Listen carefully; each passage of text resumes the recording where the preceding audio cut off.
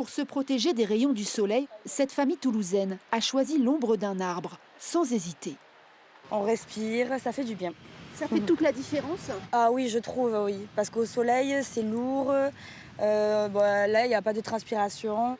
Pour éviter la fournaise pour cet habitant, rien ne vaut leur feuillage.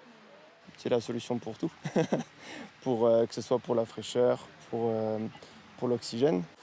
Inauguré récemment, ce parc de 7 hectares est un nouveau poumon vert pour la ville rose, grâce à ces massifs sur lesquels travaillent encore ses employés. En 6 ans, la ville a planté 124 000 nouveaux arbres. Voici par exemple les allées Jean Jaurès en 2020 et les mêmes aujourd'hui. La surface arborée représente désormais 52 mètres carrés par habitant, c'est 10 de plus qu'en 2019. Exemple, sur cette rue, où des places de parking ont été remplacées par ces arbres, plus efficaces à l'heure du déjeuner que de simples parasols. La chaleur qui sort du sol, elle reste à l'intérieur des parasols, ce qui fait qu'il fait vraiment très très chaud au bout d'un moment sur les parasols. Qu'une ombre d'un arbre, ça va respirer, il y a l'air qui va passer et du coup ça change complètement la donne.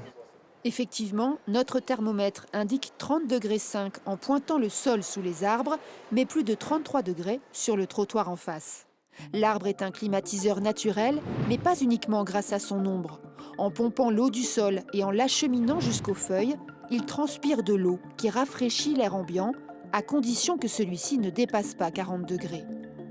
Mais tous les quartiers de Toulouse ne peuvent pas accueillir de nouveaux arbres, le centre historique en est largement privé. Dans le secteur médiéval, si les rues sont vraiment très étroites, c'est difficile. À certains endroits, il faut dévoyer des réseaux, ce qui est très compliqué, très cher. À d'autres endroits, on a d'autres contraintes. Bref, la tâche n'est pas facile. Il faut aussi patienter plusieurs années avant qu'un arbre jeune ne produise une ombre suffisante. Pas de quoi décourager Toulouse, qui promet de doubler le rythme des plantations avec 200 000 arbres supplémentaires d'ici 6 ans.